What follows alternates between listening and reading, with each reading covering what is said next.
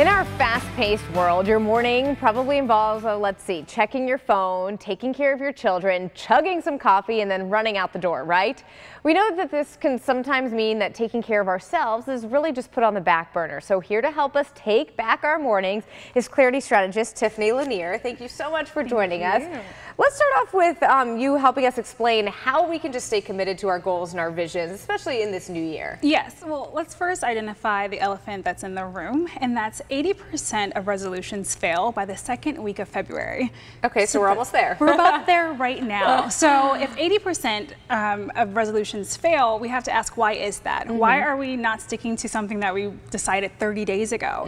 And there's a lot of answers, but one that I want us to consider is our habits. How our habits need to be shaped in order to achieve that next level goal that we're trying to create. So what is that? Who do we have to become? Who do we have to identify as?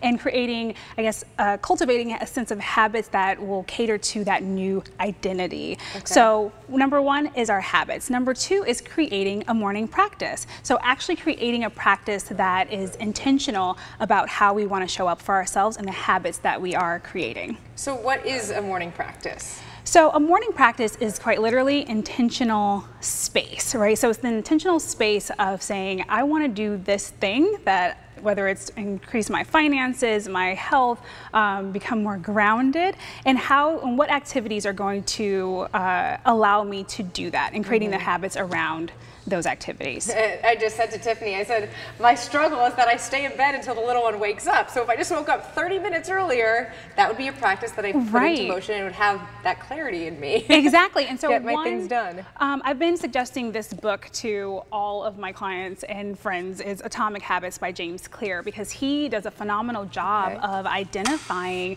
both the psychological and biological reasons that we don't cultivate these habits. And so when we focus in on our habits, then we can then start actually implementing what is necessary for us to move forward. Okay, well, what can we do then during our morning practice to help stay motivated and focused on this said goal? So I have a course called The Morning Shift, and it's all about creating a practice that's unique to you, your vision, and how you want to grow. And so within that practice, I talk about creating a 5-pillar framework. And so the first pillar is your mindset. We all say mindset is everything. So what about your mindset needs to shift in order for you to implement this change? We talk about finances. I want to save money, but what is your money story, right? What are the deficits in how you think about money that's preventing you from taking action towards the saving of money? So mindset.